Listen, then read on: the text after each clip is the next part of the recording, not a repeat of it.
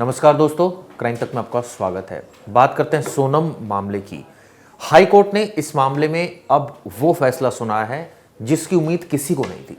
दरअसल सब ये सोच रहे थे कि सोनम की शायद हाई कोर्ट से बेल रिजेक्ट हो जाए, लेकिन आप सोचिए हाई कोर्ट ने भी जो लोअर कोर्ट का फैसला था उसको बरकरार रखा और कहा कि सोनम रघुवंशी को जो बेल दी गई थी, जो लोअर कोर्ट का फैसला था यानी मेघालय कोर्ट का, वो बिल्कुल सही था। और ठीक हाई कोर्ट ने भी ये फैसला सुनाया, यानी कि उसकी बेल बरकरार रखी। अब परिवार का कहना है कि वो इस फैसले के खिलाफ सुप्रीम कोर्ट का रुख करेंगे, लेकिन हाई कोर्ट ने क्या क्या बेसिस यानी कौन कौन से ऐसे तथ्य थे जिसके आधार पर यह कहा कि यह मामला बिल्कुल फिट केस है बेल के लिए, आपको एक एक बात बताता हूं। इस दौरान मेघालय पुलिस की एक बहुत बड़ी गलती सामने आई। वो गलती क्या थी? इस मामले में बीएनएस की गैर मौजूद धारा 403 का जिक्र कोर्ट के सामने आया और यही अनजान धारा सोनम की रिहाई की वजह बन गई। यानी कि क्लैरिकल मिस्टेक की वजह से सोनम को बेल मिल गई, क्योंकि जो बीएनएस की धारा है उसमें ये सेक्शन ही नहीं है। तो फिर सवाल ये उठता है कि ये सेक्शन क्यों लिख दिया गया और इसके आधार पर बेल दे दी गई। आपको बता दूं 11 महीने वो जेल में रही और जब लोअर कोर्ट ने उसको बेल दी तो हंगामा मच गया। ये कहा जाने लगा कि कैसे बेल हो गई, एक मर्डर के आरोपी को इतनी जल्दी बेल। आपको बता दें 8 आरोपी, 3 आरोपियों को पहले बेल मिल चुकी थी जिनका डायरेक्ट रोल मर्डर में नहीं था, लेकिन सोनम कॉन्स्पिरेसी में शामिल थी।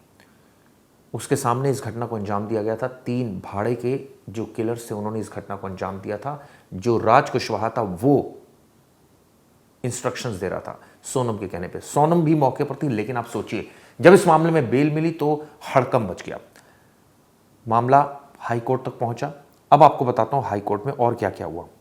जो धारा लगाई गई दरअसल उसका कोई वजूद नहीं है, ये एक आधार बनाया गया है। अब जब वो धारा ही नहीं है तो अदालत को कैसे पता चलेगा कि पुलिस ने सोनम को किस जुर्म में पकड़ा है। यानी कोर्ट ने कहा कि आपने जो धारा लगाई वो कोई धारा ही नहीं है, तो अब हमें क्या पता कि आपने किस जुर्म में पकड़ा है। तो इसको बेनिफिट ऑफ डाउट जो है वो कहीं ना कहीं सोनम को मिला। जब पुलिस को ही नहीं पता तो फिर पुलिस सोनम को कैसे बताएगी कि उसे किस जुर्म में गिरफ्तार किया। ये लाइन हमारी नहीं है, ये मेघालय हाई कोर्ट ने कहा है और सोनम को जमानत दी और इस पर हंगामा ऑब्वियसली अभी भी मचा पड़ा है। आपको बता दूं पिछले साल मई का महीना था जब सोनम रघुवंशी अपने पति राजा रघुवंशी को मेघालय लेकर जाती है और वहां पर उसका मर्डर कर देती है। इस तरह के आरोप लगे, पुलिस ने चार्जशीट दाखिल की और सोनम को अपने पति के कत्ल के इल्जाम में आरोपी नंबर 1 बताया था। यानी सोचिए आप, एक्यूज नंबर 1, प्राइम एक्यूज। उसके बावजूद शिलोंग की जो निचली अदालत है उसने अर्जी लगा दी और यहीं से एक खेल शुरू हुआ। आपको बता दें जो बीएनएस कानून था वो 2024 जुलाई से लागू हुआ था और उसके बाद जो है ये देश में होने वाले तमाम जुर्मों को इस 358 धाराओं में लपेटा गया था। लेकिन जो धाराएं लगाई गई यानी कि इस तरह का जो सेक्शन लगाया गया वो 403 लिख दिया गया। यानी 103 जो बीएनएस की नई धारा है मर्डर, पनिशमेंट फॉर मर्डर, उसकी 403 लिख दिया और यही पूरा मामला बिगड़ गया। अब इसको लेकर उनके वकील का क्या कहना है, पहले ही सुनिए। साहब, ये कल जो सोनम का जो हियरिंग हुआ था तो उसमें मतलब शायद कोर्ट ने ये स्टेट गवर्नमेंट का अपील को शायद रिजेक्ट कर दिया। हाँ जी। तो इसमें क्या किस ग्राउंड में इनको रिजेक्ट किया? देखिए, पहले तो हियरिंग कल नहीं हुआ था, हियरिंग बहुत पहले हो गया था। अच्छा, कल जजमेंट आया है इनका, कोर्ट का, ऑनरेबल कोर्ट का कल जजमेंट आया और अब स्टेट का अपील को रिजेक्ट कर दिया गया है। अच्छा। और ये बिना पे कि जो ग्राउंड स्टेट ने लिया है अपना पिटीशन में, वो ग्राउंड जो कोर्ट का एक इनहेरेंट पावर होता है अंडर सेक्शन 482 सीआरपीसी का, वो ग्राउंड नहीं है। वो पिटीशन में या स्टेट का जो दलील है वो ग्राउंड नहीं है, मतलब कंप्लीट नहीं है वो ग्राउंड जिसपे कोर्ट को 482 का पावर इन्वोक करने के लिए वो सफिशिएंट नहीं है बोल के कोर्ट ने उनका स्टेट का पिटीशन को खारिज किया है।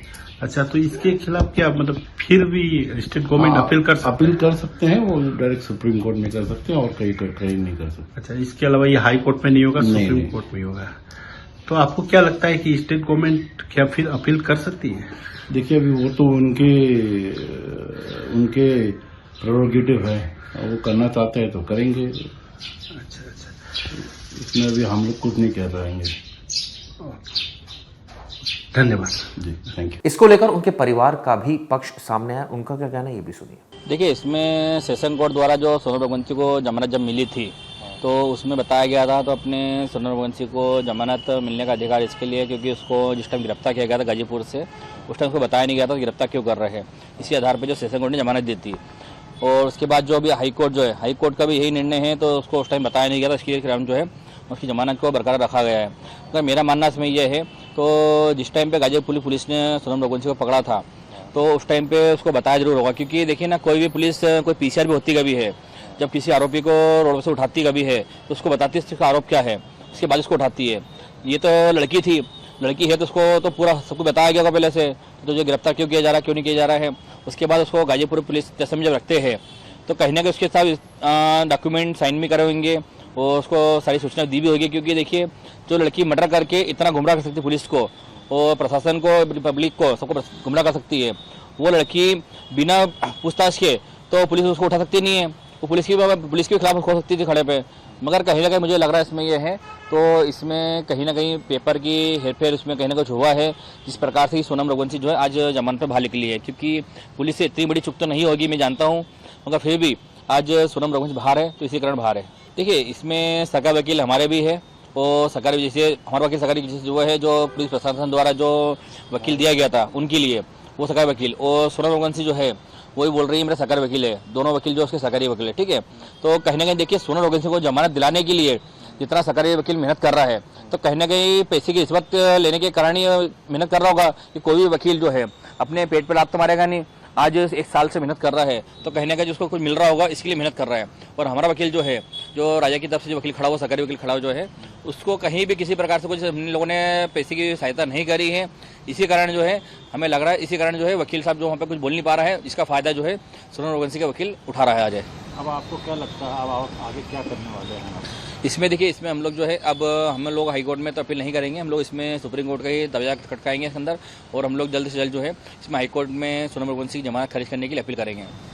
क्या लगता है आपको, जो शिलांग प्रशासन है, पुलिस है और वहाँ की जो कोर्ट है, आपको न्याय मिल पा रहा है या वो अपनी तरफ से अच्छी तरह से काम? देखिए, शिलोंग पुलिस और मेघालय सरकार जो है, वहाँ की जो है, वहाँ की जो कोर्ट है, वहाँ से हमको कोई उम्मीद हमको अभी मिली नहीं है, क्योंकि हमको किसी प्रकार से कहीं से भी हमको ये दिखाई नहीं दिया इसमें है।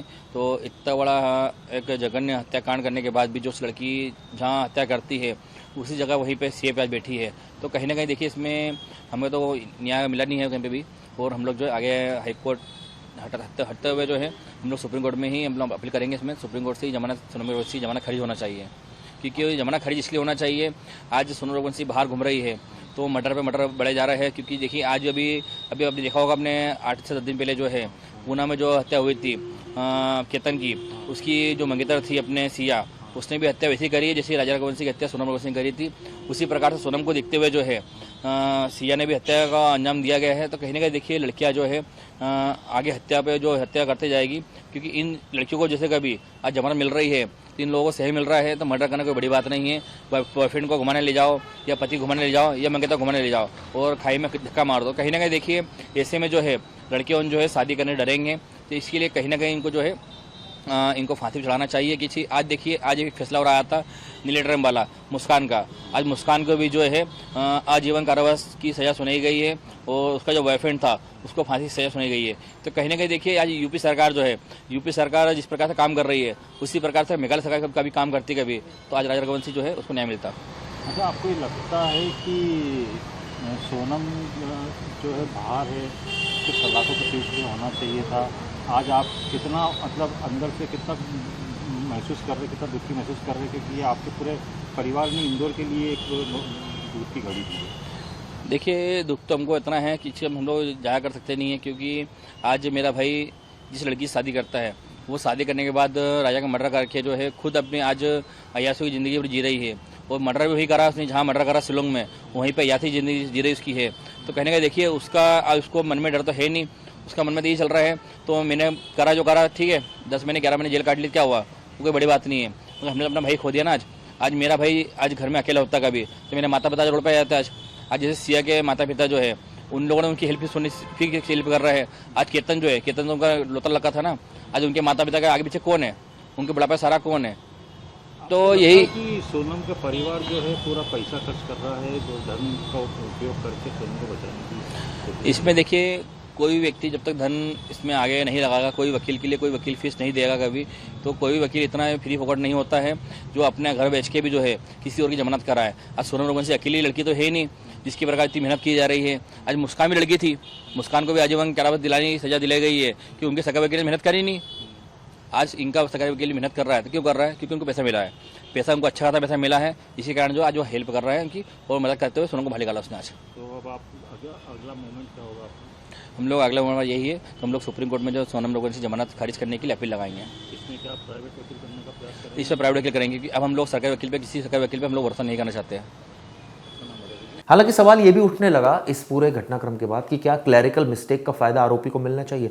क्या उसके गुनाह का हिसाब किताब नहीं होना चाहिए? क्या ये नहीं, जब सर्कमस्टांशियल एविडेंस चार्जशीट में तो ठीक है सेक्शंस की गलती हो सकती है, लेकिन वो तो क्लियर कट लिखा ही होगा ना कि सोनम का क्या रोल था।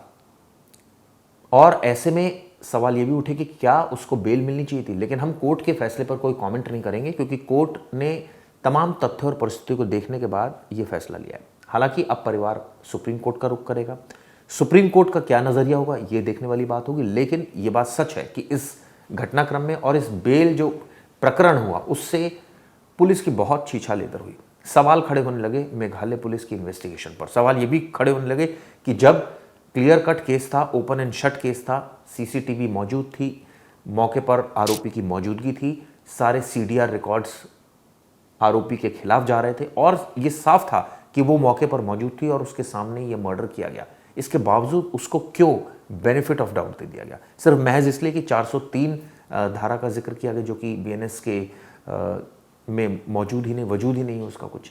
ऐसे कई सवाल हैं जिसका आने वाले समय में पुलिस को जवाब देना पड़ेगा। हालांकि सुप्रीम कोर्ट किस तरह से देखती है इस पूरे मामले को, क्या वो इस बात को बहुत ज़्यादा कंसिडरेशन करती है नहीं, ये भी देखने वाली बात होगी। इस घटना के बाद सोनम का एक इंटरव्यू भी सामने आया था, वहाँ के लोकल चैनल से सोनम ने बात की थी।